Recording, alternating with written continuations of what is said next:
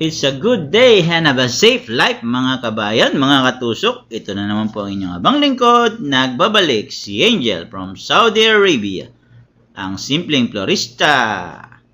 Ngayon po ay tanggap ko ay isang beige flower arrangement uli na white color breaks. Siyempre ang starting natin, naglalagay tayo ng masindyana sa likod at sa gilid. At nagpa-V-shape tayo ng ating masindyana, nilagay natin sa gitna at sa bandang side. Puro pa V-shape ang ginawa natin hanggang sa baba or sa gilid.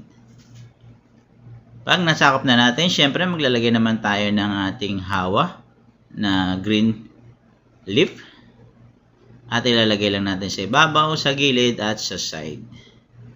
Yan ay dagdag design at pangpalaki ng design.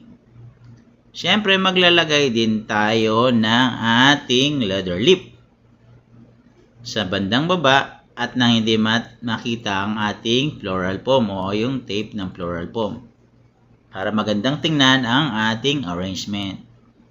All red roses at baby roses ang combination ang kanyang gusto. Puro pula, puro pagmamahal ang kanyang gusto.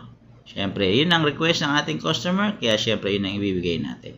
Una, nagtusok tayo ng red roses. I-scattered lang natin. Magmula sa taas hanggang sa baba. Hinipan-hipan hanggang sa bumuka at saka natin itinusok.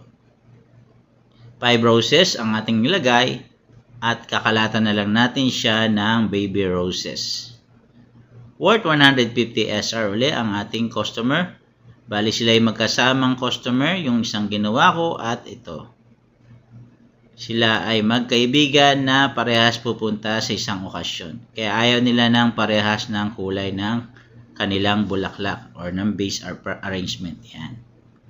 Siyempre, scattered lang natin yung ating baby roses from left to right, inside and out, hanggang masakop at matakpan na natin ang ating floral foam at nang hindi masilipan ng kung ano man.